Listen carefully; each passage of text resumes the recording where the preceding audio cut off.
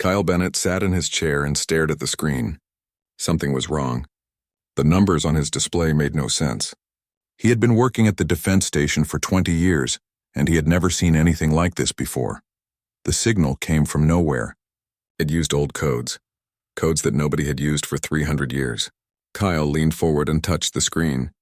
The signal was getting stronger every minute. "Lisa, come look at this," Kyle said.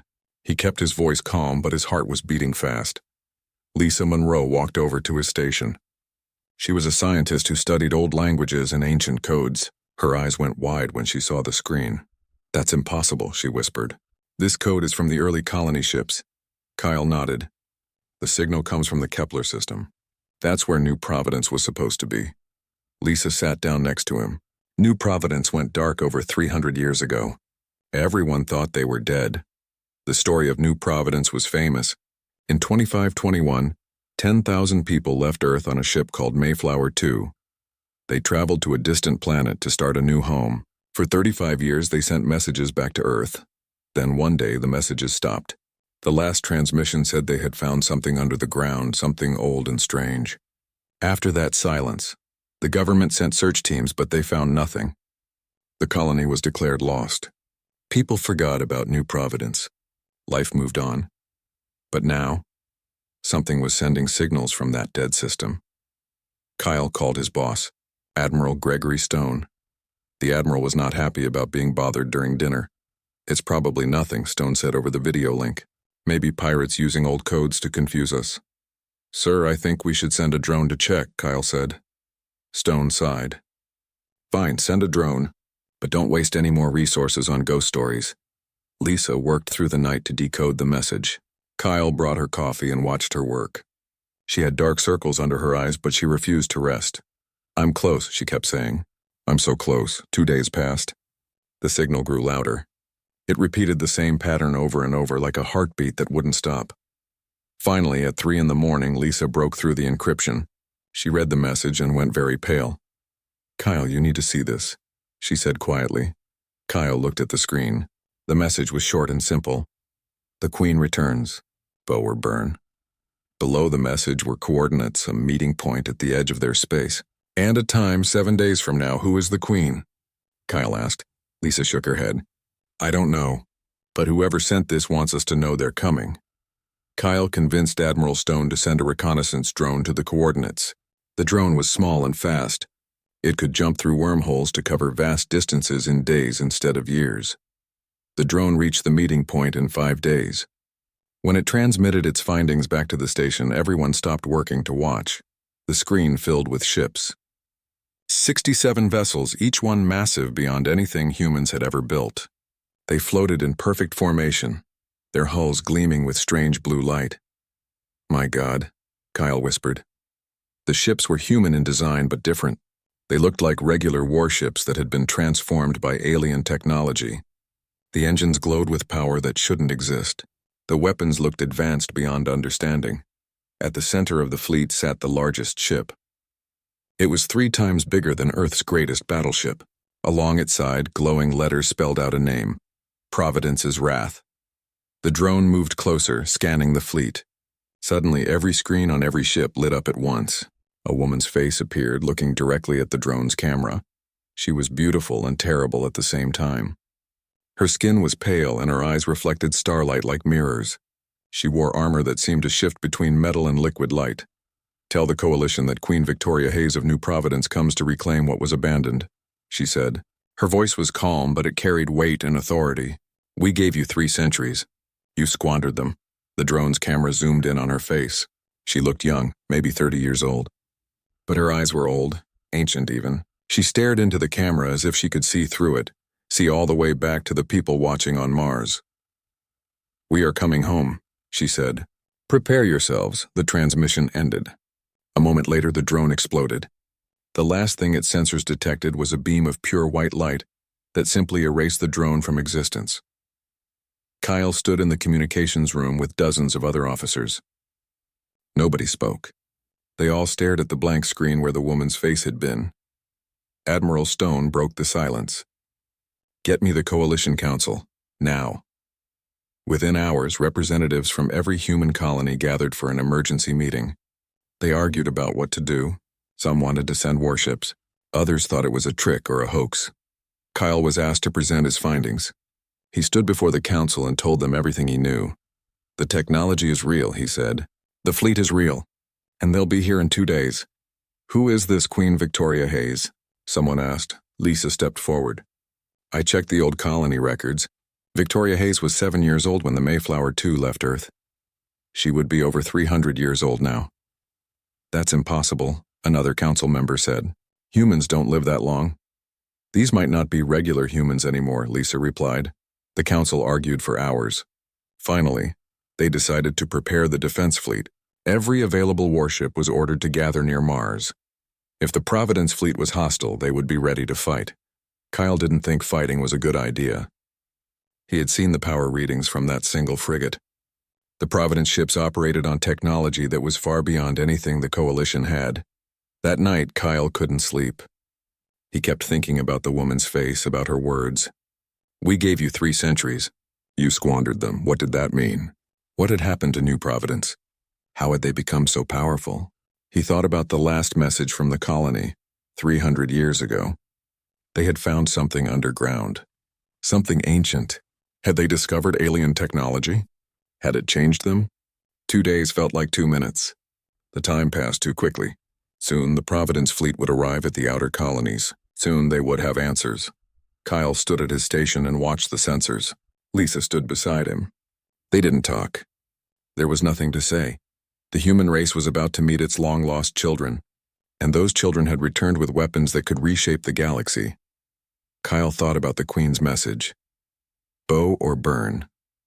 He wondered which option the Coalition would choose. He wondered if they would even have a choice. The countdown continued. In 48 hours, everything would change.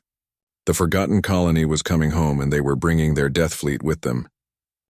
The Coalition Senate chamber on the moon was in chaos. Representatives from 43 colony worlds shouted at each other. Security guards stood nervously at the doors. Outside, civilian ships were already fleeing from the outer colonies, afraid of what was coming. Senator Patricia Liu stood at her podium and tried to restore order. She had gray hair and tired eyes. She had seen many crises in her career, but nothing like this. Please, everyone, we must remain calm, she called out. Her voice barely carried over the noise. Nobody listened. Some senators demanded immediate military action. Others wanted to negotiate. A few simply wanted to run and hide. Then every screen in the chamber went dark. The lights flickered, and suddenly she was there. Queen Victoria Hayes appeared as a hologram in the center of the room. She stood 3 meters tall, her image clear and perfect. She wore her shifting armor, and her eyes seemed to look at everyone at once. The Senate fell silent. I am Victoria Hayes, Queen of New Providence, she said. Her voice filled the chamber without being loud. I have come to present my terms. How did you get through our security? Admiral Stone demanded. The Queen smiled slightly. Your security systems are children's toys to us. Now be quiet and listen. She raised her hand, and documents appeared on every senator's personal screen. The terms were clear and simple. First, the Coalition will recognize New Providence as an independent nation. Second, all corporate mining in the Kepler sector will stop immediately. Third, you will provide reparations for 300 years of abandonment. These reparations will be paid in technology, resources, and territory. Senator Liu found her voice. Your Majesty, can you help us understand what happened? How did your colony survive? The Queen's expression softened for just a moment. She looked almost human again. After your government abandoned us, we faced a choice, she began. Our ship's reactor was failing. Our supplies were running out. We had discovered something beneath our planet's surface, an ancient structure left by a civilization that existed millions of years ago. She paused, and her hologram changed. Images appeared around her, showing the alien structure. It was massive, beautiful, and terrifying. It looked like a cathedral made of crystal and light. The structure was a gift from beings called the Architects. It offered us knowledge, technology, and transformation. But there was a price. We would have to change. We would have to become something more than human. The Senate watched in stunned silence as she showed them images of the transformation. Colonists entering chambers of light, their bodies changing, evolving, becoming something new. We debated for years, the Queen continued. Some wanted to stay human and wait for rescue. Others knew that rescue was never coming. In the end, we voted. 10,000 entered the transformation chambers. 9,743 of us survived. You're saying you're not human anymore? Someone asked. We are more than human, Victoria replied. We live for centuries. Our minds process information faster than your computers. Our bodies can survive in vacuum. But we remember being human. We remember Earth. We remember the promises your government made and then broke. General Aaron Webb, head of military intelligence, stood up. He looked uncomfortable. Your Majesty, I need to share something with this Senate, he said. I've been reviewing classified files from 300 years ago. Queen watched him with those mirror-like eyes. The New Providence colony was partially funded by the Terran Mining Consortium, Webb continued. They suspected the Kepler system contained valuable resources. When the colony went silent, the consortium lobbied our government to declare them lost instead of sending rescue missions. They said the cost would be too high, that the profits wouldn't justify the expense. The Senate erupted again. Senators shouted accusations at each other. Some had connections to the old mining companies. Others represented colonies that had been exploited by corporate interests. You abandoned 10,000 people to protect corporate profits, the Queen said quietly. Her words cut through the noise like a knife.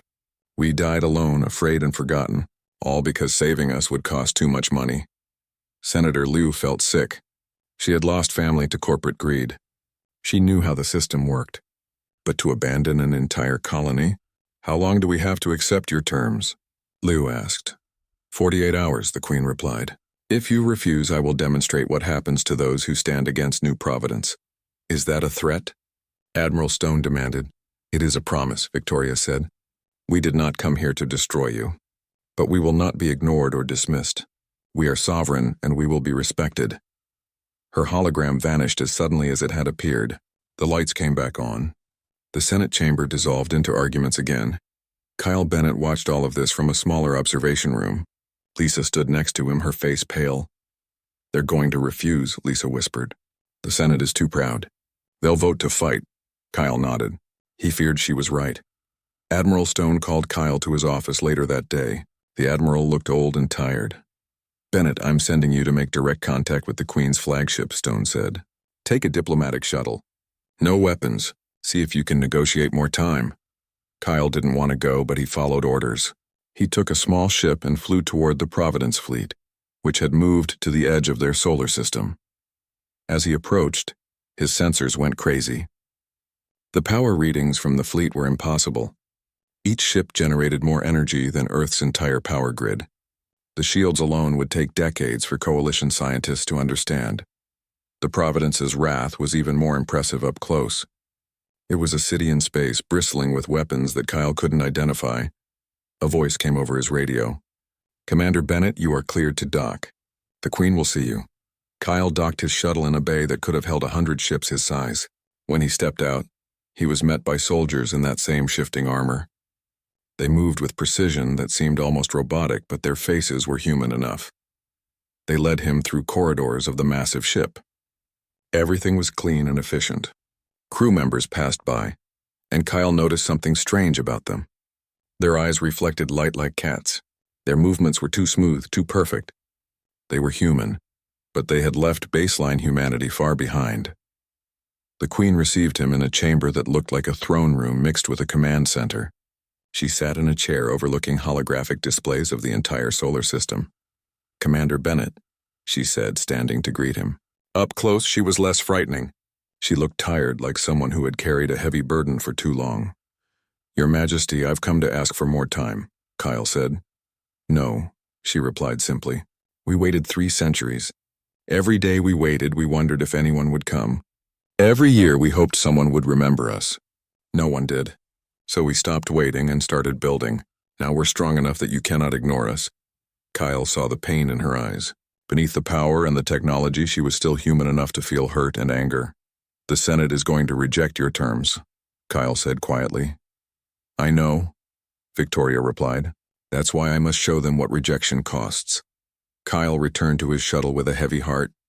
He sent a message back to the Senate. These aren't invaders. They're our children, and we abandoned them. They are not asking for permission. They're announcing their return. The Senate voted 6 hours later. They rejected the Queen's demands. They ordered the military to prepare for combat. Kyle knew what would come next. The Queen had promised a demonstration, and from what he had seen of their technology, that demonstration would change everything. The 48 hours passed. The Providence fleet moved toward the Arcturus system, where major mining operations continued to extract resources from human colonies. The war that nobody wanted was about to begin. The Arcturus system was busy with human activity. Mining stations orbited the asteroids, extracting valuable metals. Thousands of workers lived on the orbital platforms. Military ships patrolled the space lanes, protecting corporate interests. Admiral Christine Morgan commanded the defense fleet from her flagship. She was a veteran of many battles. She had fought pirates and rebels. She was confident in her ships and her people. But when she saw the Providence fleet arrive, her confidence wavered. They appeared out of nowhere, emerging from faster-than-light travel in perfect formation. 67 ships, each one gleaming with that strange blue light. They didn't rush. They simply sat there at the edge of the system, waiting. Morgan opened a communication channel. "Unknown fleet, this is Admiral Christine Morgan of the Coalition Defense Force. You are ordered to withdraw immediately or face military action." The Queen's face appeared on every screen in the system. Not just military screens, but civilian monitors, personal devices, even the displays on the mining equipment. She was everywhere at once. "I gave you a choice," Victoria said calmly. "You chose poorly. Watch and learn." A single ship broke away from the Providence fleet. It was a frigate, smaller than most Coalition vessels. It accelerated toward the mining complex at speeds that shouldn't be possible. The space around it bent and twisted as it moved. "All ships fire at will," Morgan ordered. The Coalition fleet opened fire. Missiles streaked through space, leaving trails of fire. Railguns fired metal slugs at a fraction of light speed. Energy weapons cut through the darkness like blue lightning. Enough firepower to destroy a small moon converged on the single Providence frigate. None of it worked. The missiles exploded against shields that warped space itself. The explosions happened in tiny pocket dimensions that collapsed and disappeared. The energy weapons bent around the ship, refracted by fields that made hitting the target mathematically impossible. The railgun slugs slowed down as they approached, stopped completely meters from the hull, and then launched back toward the ships that fired them at twice their original speed. Captain Jacob Price watched from the Titan's Reach, the Coalition's most powerful warship. He ran combat simulations on his computer. Every scenario ended the same way: total defeat. "Admiral, we can't hurt them," he said over the command channel. "Keep firing." Morgan ordered, but it was useless. The Providence frigate reached the mining complex without taking a single point of damage. The complex was huge, 3 kilometers across, holding 12,000 workers and processing equipment worth billions. The frigate didn't fire missiles or energy weapons. Instead, it projected a beam of pure white light. The beam passed through the station's shields as if they weren't there. Wherever the light touched, matter disappeared. Not exploded, not melted, simply erased from existence. Lieutenant Sophie Carter sat at her tactical station on the Titan's Reach. She watched her sensors carefully. Something didn't make sense. "Captain, the frigate separated the habitat modules before firing," she said. The crew quarters were pushed away from the mining equipment. Price looked at his own displays. She was right. The habitat modules were drifting in space, intact and protected by Providence shields. The workers inside were safe. The mining complex, however, was gone in 17 seconds. 3 kilometers of station, equipment, and corporate assets simply ceased to exist. The frigate finished its work and returned to the fleet formation, moving as calmly as if it had just completed a training exercise. The Coalition fleet sat paralyzed. Every officer ran the same calculations and reached the same conclusion: they couldn't win this fight. Director Harold Grant watched from his secure bunker on Arcturus Prime, the main planet in the system. He was the CEO of the Terran Mining Consortium's operations here. His face turned red with rage. "You coward!" he shouted at Admiral Morgan through the video link. "Attack them!" "Destroy them." Morgan's voice was cold. "With what exactly?" "Did you not just watch what happened?" "I don't care." "My company owns this system. You're supposed to protect our assets." "Your assets are gone," Morgan replied. "I'm more concerned about protecting the 12,000 people they just saved from your station." Grant started to argue, but Morgan cut his transmission. She opened a channel to the Queen. "What do you want from us?" Morgan asked. Her voice was steady, but everyone could hear the tension in it. "I want you to understand," Victoria replied. "We are not your enemies unless you make us so. We did not come to conquer. We came to reclaim what is ours and to protect our sovereignty." "You just destroyed a mining station," Morgan said. "I destroyed corporate equipment," the Queen corrected. "Your people are safe. Every single worker has been recovered by my ships and will be returned to you unharmed. We could have killed them all. We chose not to. Do you understand the difference?" Morgan did understand. This wasn't an attack, it was a lesson. The Providence fleet could have wiped out everything in the system. Instead, they demonstrated their power while protecting human lives. "Stand down," Morgan ordered her fleet. "All ships withdraw to minimum safe distance." Some captains protested, but they obeyed. The coalition ships pulled back, giving the Providence fleet space. Captain Price felt relief and shame at the same time. Relief that they weren't all going to die. Shame that they had to retreat without fighting. Director Grant continued to scream about cowardice and betrayal from his bunker. Nobody listened to him anymore. The Providence ships moved through the system, their shuttles recovering every worker from the destroyed station. The shuttles were fast and efficient, with medical facilities better than anything the Coalition operated. Within 6 hours, all 12,000 workers were safe and being transferred to Coalition vessels. Not a single life had been lost. The message was clear. Kyle Bennett watched everything from his diplomatic ship. He had positioned himself near the battle zone to observe. Now he understood what the Queen meant by demonstration. She wasn't trying to kill humans. She was proving that she could have killed them but chose not to. She was showing that Providence was superior in every way that mattered. Technology, power, and most importantly, mercy. He sent a message back to the Senate. "We're not dealing with a rebellion. We're dealing with a superior civilization that happens to remember being human. I strongly recommend immediate acceptance of all terms." Senator Liu received his message in the Senate chamber. The vote was being called for a second time. Many senators who had voted against recognition before were now reconsidering. The images from Arcturus had been broadcast across human space.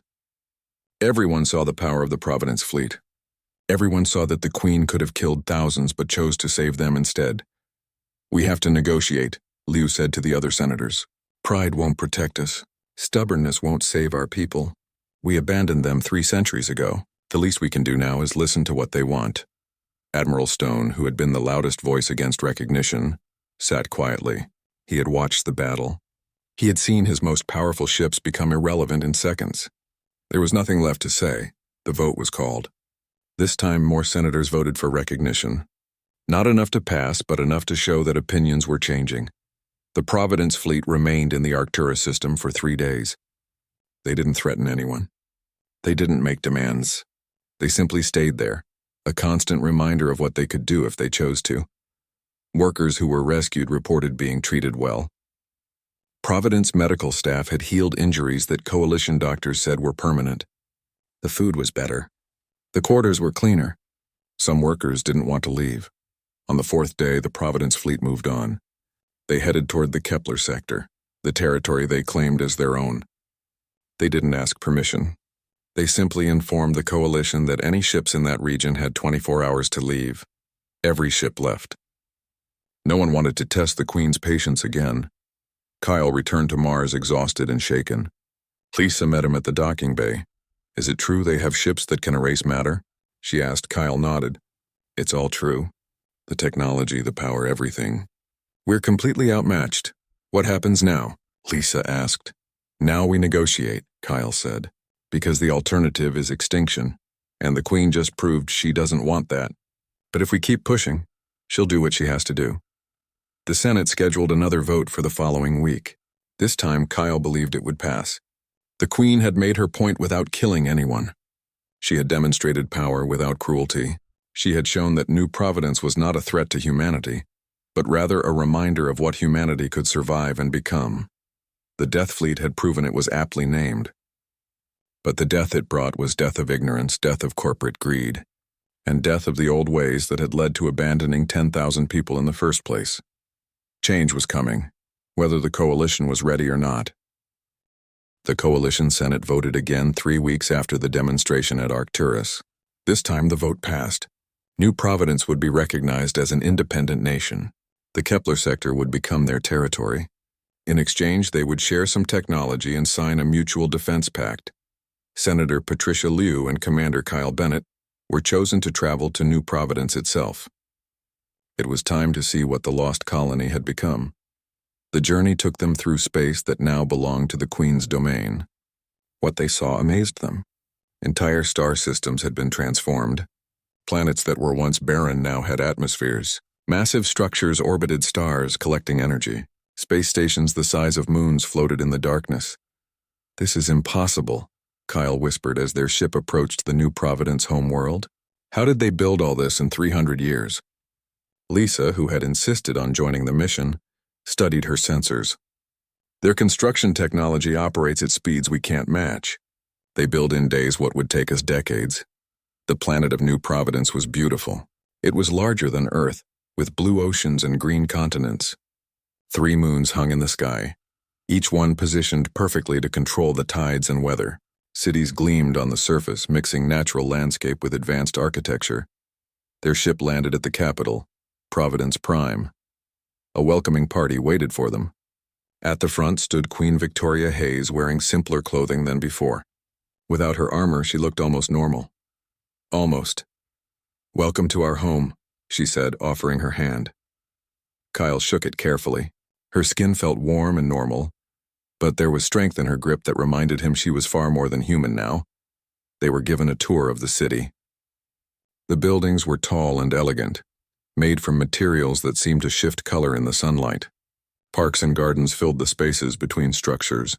People walked the streets looking human but moving with that same strange perfection Kyle had noticed before. "How many people live here now?" Senator Liu asked. 200 million across all our worlds," the Queen replied. "We've grown slowly. Every child born is precious to us." That night they had dinner in the royal palace. The Queen's son, Prince Alexander Hayes, joined them.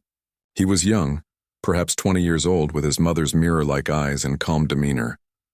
"I was born after the transformation," Alexander explained. "I've never known what it's like to be baseline human. To me, this is normal. Don't you feel disconnected from humanity?" Kyle asked carefully. Alexander considered the question. "I've studied Earth history. I know where we came from, but I also know what we had to become to survive. We didn't stop being human. We just became a different kind of human." The next day, the Queen took them to see the alien structure that had changed everything. It was located deep beneath the planet's surface, accessed through tunnels that went down for kilometers. The structure was massive and beautiful. Crystal formations glowed with internal light. Strange symbols covered the walls, slowly shifting and changing. The air hummed with energy that made Kyle's skin tingle. "This is what the architects left behind," Victoria explained. "A gift for species that reach a certain level of development. A test to see if they're willing to evolve." "Who were the architects?" Lisa asked, her scientist mind eager for information. "We don't know much about them," the Queen admitted. "They existed millions of years ago. They spread across this part of the galaxy, leaving these repositories behind. Then they disappeared." "What happened to them?" Kyle asked. Victoria's expression grew serious. "They were destroyed by something called the Devourers. It took us 200 years to fully decode the warning messages in this structure." She led them to a chamber deep within the repository. Holographic displays showed star maps, images of alien species, and something else. Something terrifying. The Devourers looked like machines, but they were alive in some way. They consumed everything: planets, stars, entire solar systems. They broke down matter and used it to build more of themselves. They had destroyed dozens of civilizations, including the architects. According to this data, the Devourers are expanding into this region of space, Victoria said quietly. They'll reach Coalition territory in approximately 50 years. Kyle felt cold. "Why didn't you tell us this immediately?" "Would you have believed us?" the Queen asked. "Your Senate barely believed we existed. Would they believe in an alien threat they can't see yet?" Senator Liu stared at the holographic images. "This is why you came back. Not for revenge or conquest, but to warn us." "We came back because we're still human," Victoria said. "We've changed, yes. We've evolved beyond baseline humanity. But we remember Earth. We remember being part of the human family. We couldn't stand by and watch our species get destroyed." They spent the next week on New Providence. The Queen showed them the shipyards where the Death Fleet had been built. She explained the technology, though much of it was too advanced for Kyle and Liu to fully understand. The transformation changes more than just our bodies, Victoria explained. It changes how we think, how we process information. We can understand concepts that baseline humans would struggle with for years. Kyle met with Dr. Margaret Sullivan, one of the original colonists who had survived the transformation. She was 358 years old but looked middle-aged. She had kind eyes and a gentle smile. "Do you regret the choice?" Kyle asked her. Margaret thought for a long moment. "I regret that we had to make it," she finally said. "I miss being simple. I miss not knowing so much, not seeing so far. But I don't regret surviving. I don't regret watching my children and grandchildren grow up. Without the transformation, we all would have died 300 years ago." "Was everyone willing?" Senator Liu asked. "No," Margaret admitted. "Some refused. They died in the transformation chambers because their bodies rejected the changes. Others chose not to try at all. We gave them the best lives we could, but they grew old and passed away while the rest of us continued on." The Queen was surprisingly honest about the costs of transformation. She didn't hide the pain, the losses, or the difficult choices they had made. She showed them the memorial wall in the capital, where the names of everyone who died during the early years were carved in stone. "We remember them," Victoria said softly. "We remember what we paid to survive." The negotiations continued. The Queen's demands were firm but fair. She wanted sovereignty, resources to build more ships, and most controversially, the right to offer transformation to other human colonies. "We won't force anyone," Victoria assured them, "but colonies that want to survive what's coming should have the choice." The same choice we had. Kyle and Senator Liu argued about this for hours. Offering transformation could split humanity in two.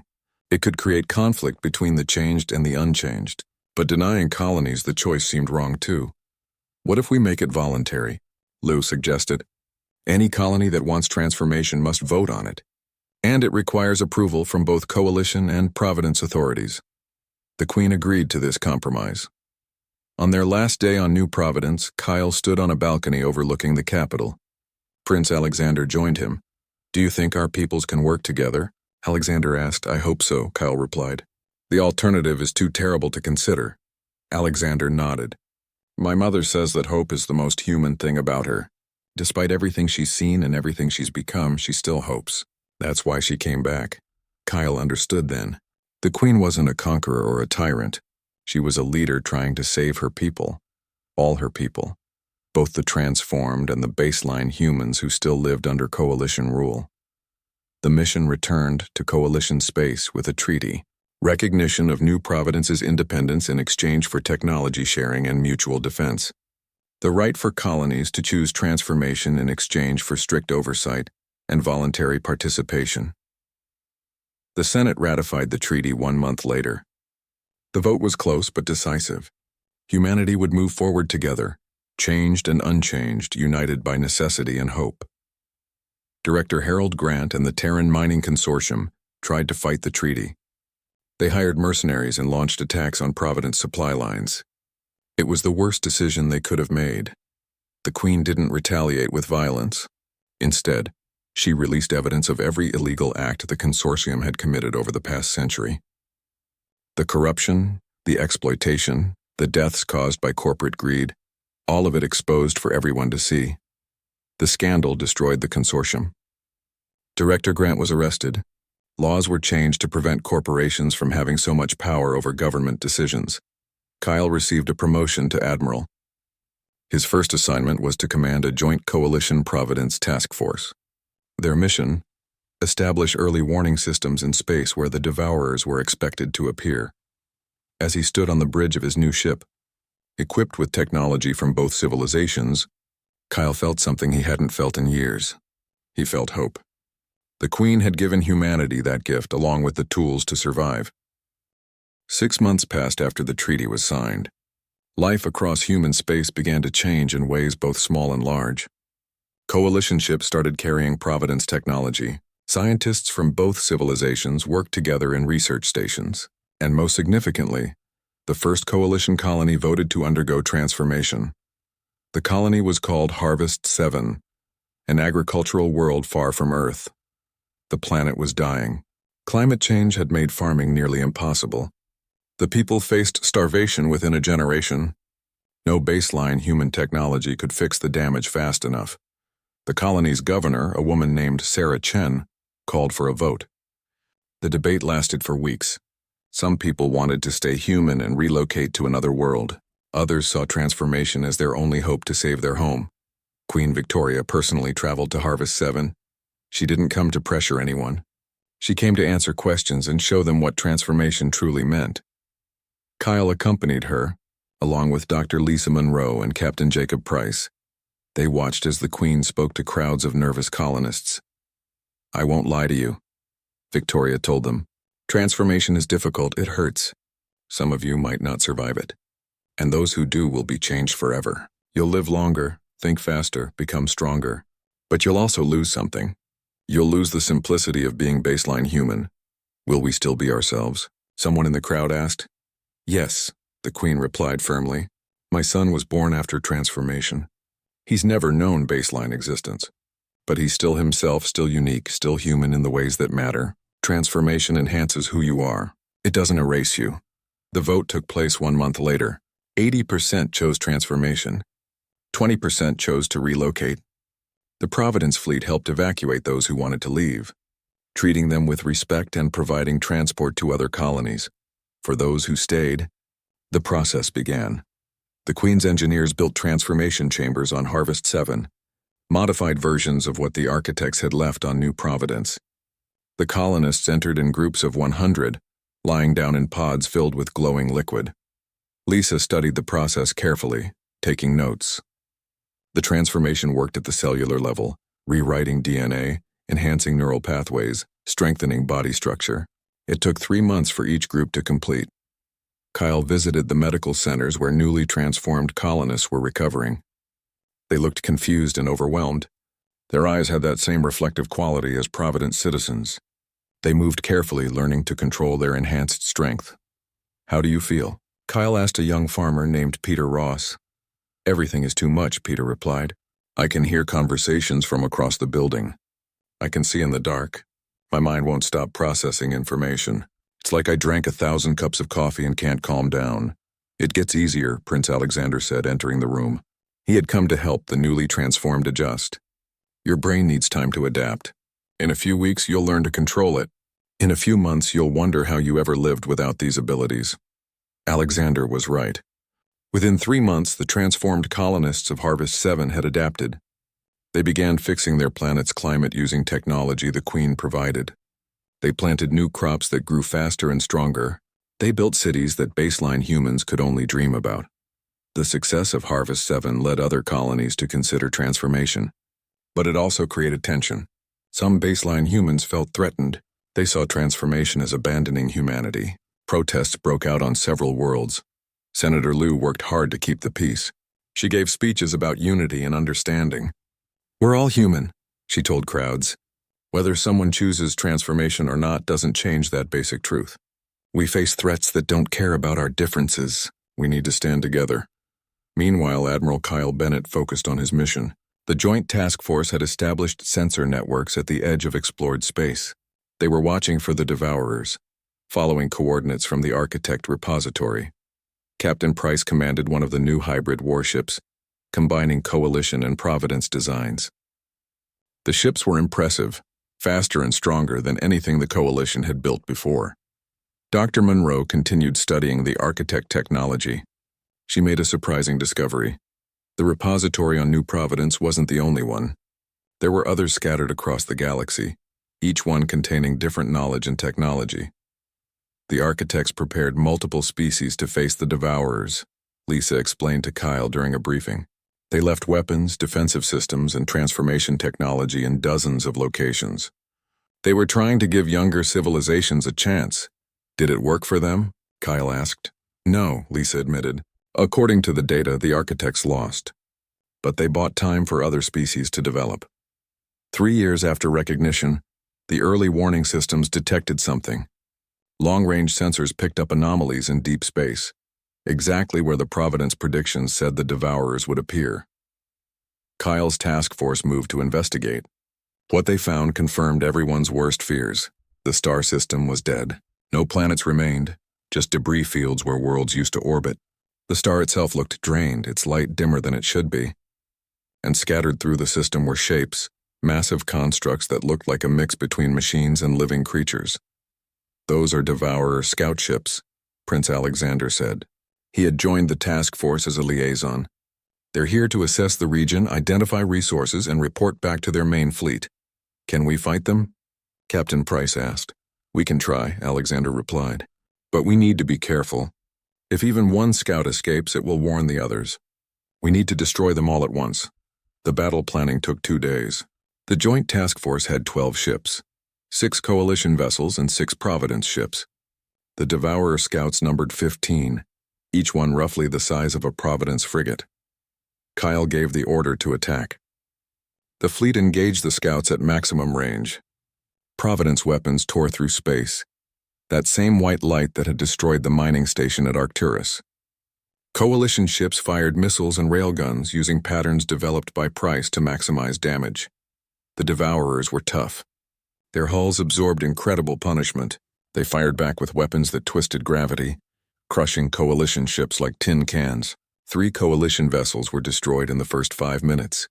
But the Providence technology made the difference. The hybrid ships could take hits that would vaporize normal vessels.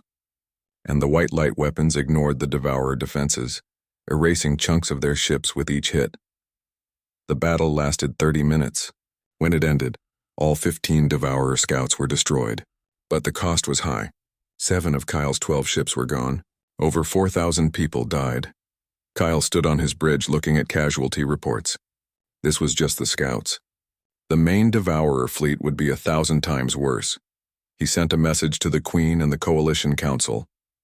"The Devourers are real.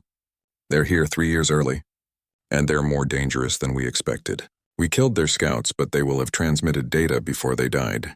The main fleet will know we're here now." The message reached Earth 4 days later. The Senate went into emergency session. Panic spread across human space. People demanded answers, protection, evacuation plans. Queen Victoria addressed the human race in a broadcast that reached every colony. "We've known this day was coming," she said calmly. "We've prepared for it. The Devourers are powerful, but they're not unbeatable. The Architects fought them for centuries. We have their knowledge, their weapons, and something the Architects lacked: unity born from choice, not necessity." She outlined the defense plan. More colonies would be offered transformation, speeding up their ability to build advanced ships. The Providence shipyards would work constantly, building a fleet large enough to face the threat. Coalition engineers would be trained in new technologies. Every human world would contribute resources and personnel. "We're not just fighting for survival," Victoria concluded. "We're fighting for the right to exist, to grow, to spread among the stars. The Devourers consume everything in their path. But we are human, and humans don't surrender. We adapt, we fight, and we survive. Together." The broadcast united humanity in a way nothing else could. Old arguments about transformation seemed petty compared to extinction. Colonies volunteered for defense duty. People joined the military in record numbers. Scientists worked around the clock developing new weapons. Kyle returned to his base exhausted and grieving for the lost ships. Lisa met him at the docking bay with news. "I found something in the Architect data," she said excitedly. "Another repository much closer than we thought. It's in an abandoned system only 3 weeks away.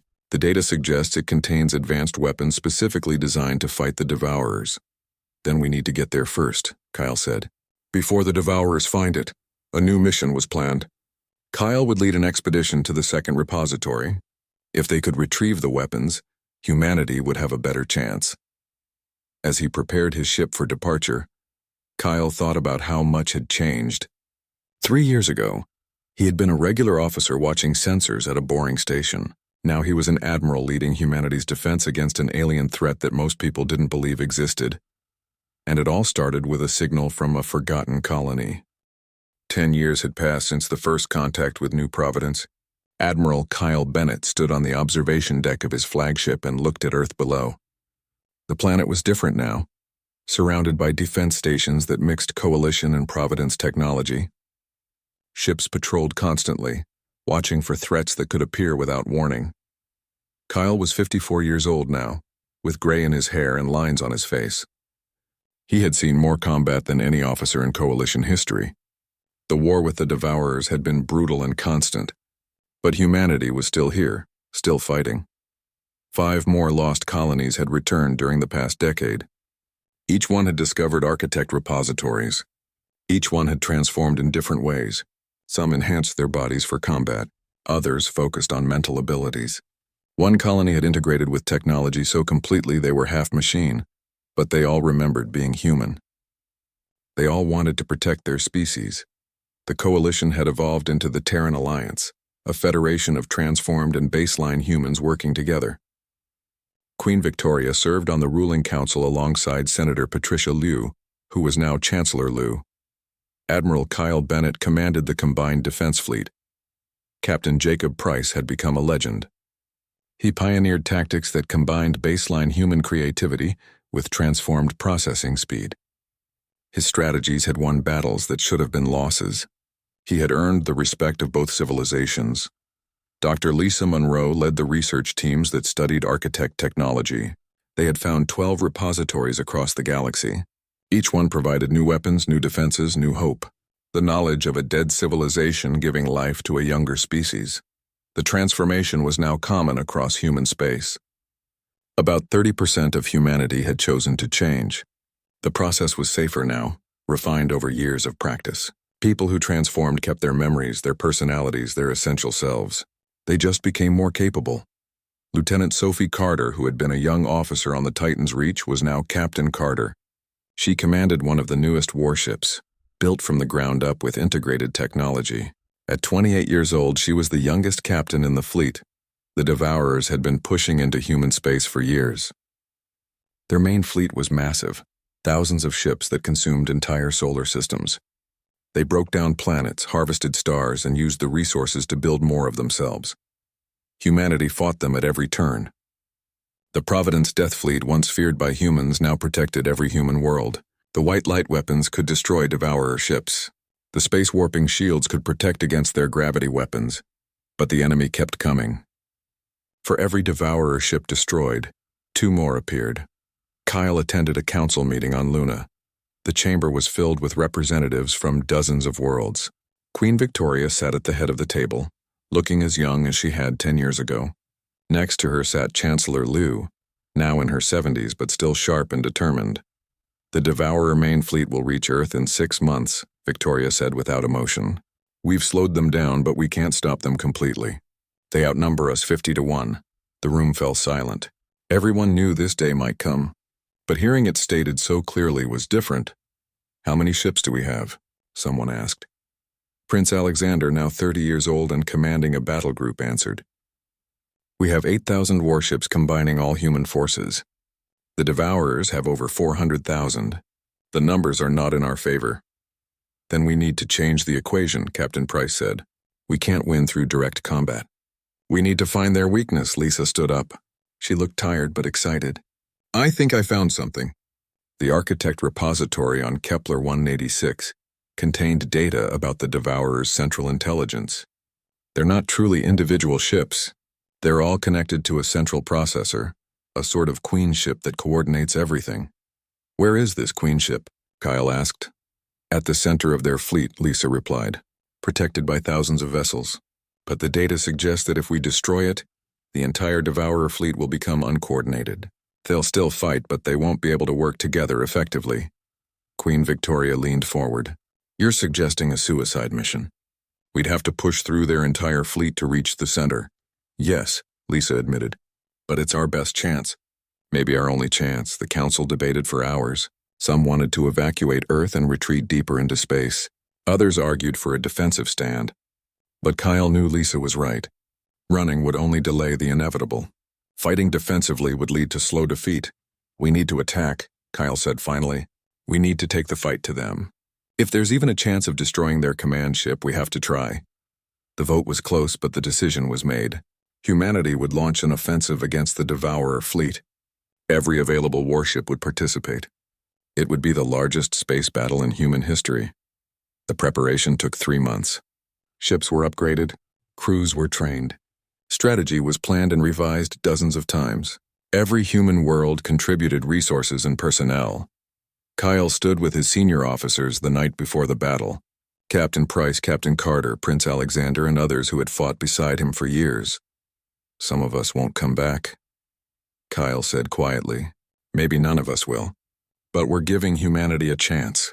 That's all any soldier can ask for." They shared a moment of silence thinking about the battle ahead. The next morning, the fleet assembled. 8,000 ships representing every part of human civilization. Baseline crews worked alongside transformed officers. Coalition engineers and Providence technicians made final adjustments together. Queen Victoria broadcast a message to the fleet. "We've come a long way from that first signal 10 years ago. We've learned to work together, to respect our differences, to find strength in diversity. The Devourers think they're facing a divided species. They're wrong. We are one people, united by choice and necessity. Today we show them what humanity can do." The fleet jumped into battle. The Devourer formation was exactly where Lisa predicted. Thousands of enemy ships surrounded a massive central construct, the Queen ship that controlled them all. The battle was chaos. Human ships pushed forward in waves. Providence weapons carved paths through enemy formations. Coalition missiles struck in coordinated patterns. Transformed pilots flew with precision that seemed impossible. Baseline gunners fired with determination born from defending their homes. Ships died by the hundreds on both sides. The space around Earth became a graveyard of metal and energy. But the human fleet kept pushing forward, sacrificing everything to reach the center. Kyle's flagship took heavy damage. Half his crew was dead. Systems failed throughout the ship. But they were close now, so close to the Queen ship. Captain Price's vessel broke through first, its prow torn open but engines still firing. He launched every weapon he had at the enemy command ship. Captain Carter followed, her ship barely holding together. Prince Alexander coordinated the final assault. 20 ships made it through, all heavily damaged. But it was enough. The combined firepower of humanity's bravest crews struck the Devourer Queen ship simultaneously. The white light weapons from Providence ships tore through its defenses. Coalition explosives ripped apart its internal structure. The Queen ship, massive as a small moon, broke apart and died. The effect was immediate. Devourer ships across the battle space stopped coordinating. They still fought, but independently. They became predictable, easier to defeat. The human fleet rallied. Ships that had been retreating turned back to fight. The tide of battle shifted. It took 3 more days to clean up the remaining Devourers. Human casualties were enormous. 4,000 ships lost, 2 million people dead. But Earth was safe. Humanity survived. Kyle stood in the ruins of his bridge and wept. For the dead, for the survivors, for the future they had bought with such terrible cost. Queen Victoria came to Earth 1 week after the battle. She stood before a memorial wall where the names of every fallen soldier were carved. She placed her hand on the stone and closed her eyes. "We remember," she said quietly. "We remember what was paid for our survival." Chancellor Liu stood beside her. "What happens now?" "Now we rebuild," Victoria replied. "We hunt down the remaining Devourer ships. We make sure they can never threaten anyone again.